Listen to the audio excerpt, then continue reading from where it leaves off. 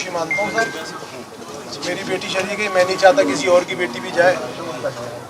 और बड़ी स्टूडियस छात्रा थी, थ्रू आउट टॉपर थी मेरी बच्ची, एक पर्सनैलिटी थी वो, और इस मुल्क का भविष्य थी आने वाला। उसे मार दिया। मैं मानता हूँ जितने दोषी लड़का है वो, उतने ही दोषी यूनिवर्सिटी भी है मेरी बेटी को मारने। क्या आपने एफआईआर में भी यूनिवर्सिटी का जिक्र किया है? जो अभी मैंने नहीं करा यूनिवर्सिटी का, क्योंकि अगर मैं यूनिवर्सिटी का उस वक्त जिक्र कर देता तो शायद मेरी बेटी वेंटिलेटर भी नहीं लगाती। पहले दिन ही डिक्लेयर कर देते मर गई। क्या क्या शिकायतें आपको? सारी शिकायतें हैं साहब। छत क्यों खुली हुई थी भाई? मेरी बेटी भागती चली गई, 1 किलोमीटर का रन किया मेरी बेटी ने, मान के चलिए आप। यानी कि टेरिस का मतलब है 5 मंजिला इमारत पे वो चढ़ गई, और ग्राउंड पे वो 5 मंजिला इमारत भागने के लिए पूरी लाइब्रेरी उसने क्रॉस करके, उनके जो टोल होते हैं स्कैनिंग लॉक, उसका टोकन लेने के बाद वो वहाँ तक पहुँची और वहाँ से वो कूदी। ऐसा उसके साथ क्या हुआ था? वो सीडी कहाँ है जिसमें डीआर पे उसकी पिटाई की रिकॉर्डिंग है? वो आज तक मुझे क्यों नहीं दी गई? फर्स्ट डे देनी चाहिए थी मुझे। उस पर रासुका क्यों नहीं लगाई गई लड़के पे? क्या मांग है? मेरी ये मांग है निष्पक्ष पे जांच हो। मेरी बेटी को साना ना जाए इसके अंदर, निष्पक्ष जांच करें आप, जांच करके उसे सजा दें, सख्त से सख्त सजा दें, फास्ट ट्रैक कोर्ट में इसका मुकदमा चलेगा। वानिया शेख की मौत के बाद से वानिया के घर पर विपक्षी पार्टियों के लीडरों का आना जाना लगा हुआ है। मेरठ में आज चंद्रशेखर आजाद वानिया शेख के घर पहुंचे। उन्होंने कहा जितना आरोपी उसकी मौत का जिम्मेदार है, उतना ही विश्वविद्यालय प्रशासन भी जिम्मेदार है।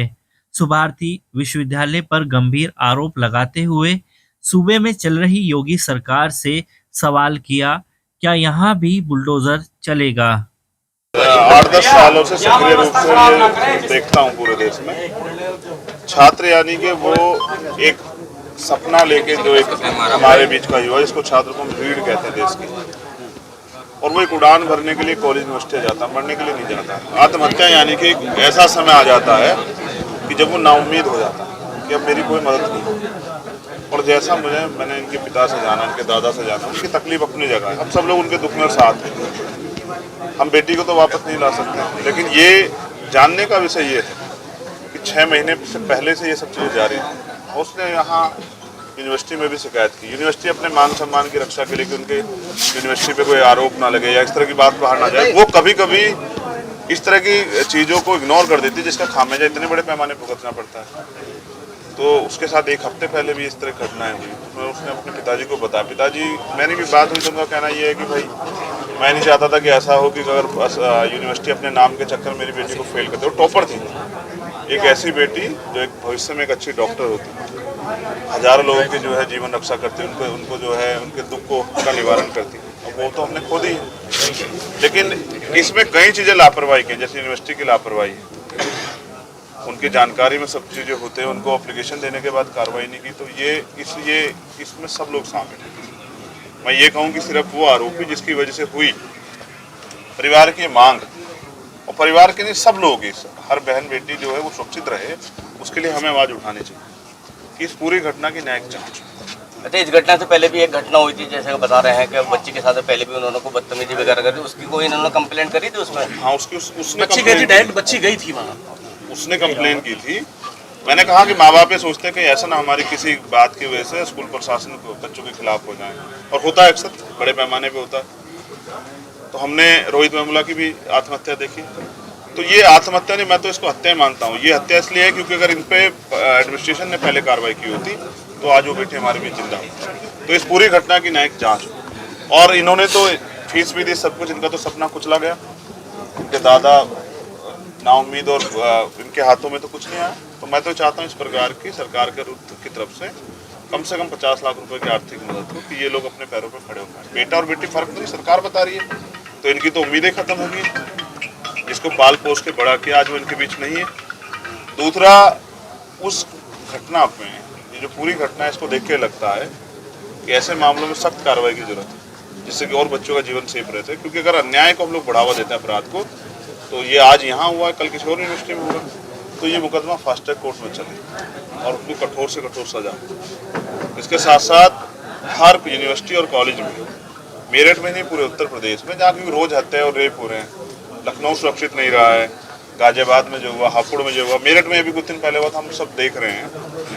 तो मैं समझता हूँ कि महिला सुरक्षा पे सरकार को ठोस कदम उठाने चाहिए और यूनिवर्सिटी और उसमें कैंपस जो भी हो, वहाँ तो एक महिला हेल्प डेस्क जो है स्टार्ट करनी चाहिए, वहाँ सुरक्षा हो कि बहन बेटियों को विश्वविद्यालयों को भी इसमें पार्टी बनाना चाहिए। मेरे हिसाब से तो बनाना चाहिए, क्योंकि अगर वो सतर्क नहीं रहेंगे तो इस तरह से अगर वो किसी के इन्फ्लुएंस में काम कर, जैसा उनके दादा ने मुझे बताया कि 4 घंटे रहने के बावजूद देखने नहीं दिया गया, बाउंसर लगा के उस बच्चे के शव को जो है छिपाया गया, तो इससे अच्छा अगर वो उसकी पहले रक्षा कर लेते। अच्छा, मैं ये भी एक सवाल खड़ा होता है, क्या कोई ऊंची छत पे 4 मंजिल पे जाके आत्महत्या कर ले, इसलिए क्या गेट खुले छोड़ रखते हैं? तो एडमिनिस्ट्रेशन क्या कर रहा है? वहाँ के बाथरूम्स में जैसा बताया कुंडी नहीं है, मैं नहीं गया, लेकिन अगर पिता बता रहे हैं तो ये तकलीफ दे। हम बहन बेटियों को देवी की तरह पूछते हैं, उनका सम्मान करते हैं, और अगर वो बहन बेटी अपने आप को यूनिवर्सिटी और कैंपस में सुरक्षित महसूस नहीं करी तो यूनिवर्सिटी के लिए भी एक प्रश्न चिन्ह, कोई भेजेगा अपनी बेटी को पढ़ने के लिए? और इससे कितनी नौजवान बेटियों का, बहनों का हौसला टूटा है। जब उनके माँ बाप इस घटना को देखेंगे तो क्या वो अपनी बच्ची को पढ़ने के लिए भेजेंगे? अगर कैंपस में सुरक्षा का माहौल नहीं है तो क्या बच्चों को ताले बंद करके घर में रख दें? क्या उनके उड़ान बंद कर दें? क्या उनके अधिकारों का हनन करें? और ये संविधान की भी हत्या होगी। तो मैं समझता हूँ ऐसे मामले में ठोस कार्रवाई हो। हमारी पार्टी, हमारा संगठन सब परिवार के साथ खड़े हैं। हम लोग यहाँ ज्ञापन भी देंगे और यहाँ के डीएम और एसएसपी से मांग करेंगे कि वो इसमें सख्त कार्रवाई करें और हमारी मांगें पूरी करें। और अगर ऐसा नहीं होता तो इसके बाद जो है एक धरना 31 में प्रस्तावित है, उससे भी बड़ा जो है धरना हम लोग जो है यहाँ जिला मुख्यालय पे करेंगे। लेकिन अब मैं ये भी देखना चाहता हूँ कि बाबा मुख्यमंत्री जो हैं, जो न्याय की बात करते हैं, अब उनकी तरफ से जो है परिवार के, वो क्या परिवार से मिलेंगे, इनका दुख बांटेंगे? वो तो सबकी बात कर रहे थे। या वो अपराधियों पे अब उनका बुलडोजर चलेगा नहीं चलेगा? ये भी, अगर ये यही अपराधी, मैं कहना नहीं चाहता लेकिन ये सत्य है, अगर हम इसको घटना को पूरी बदल दें, बेटी किसी और संप्रदाय से और बेटा किसी और संप्रदाय से, तो आज क्या हो रहा था मेरठ में आपको नहीं पता? शायद मेरठ में कर्फ्यू जैसे हालात हो जाते, क्योंकि भारतीय जनता पार्टी के लोग और उनके से जुड़े हुए संगठनों के लोग यहाँ दंगे जैसा माहौल बनाते और इसको पता नहीं क्या क्या जिहाद का नाम देते। तो मैं तो ये सोच रहा हूँ कि जिहाद नहीं, ये अपराध, और अपराध में सरकार को सख्त कार्रवाई करनी चाहिए। और सरकार अगर नहीं करती तो उस बहन का भाई जो है यहाँ मौजूद है।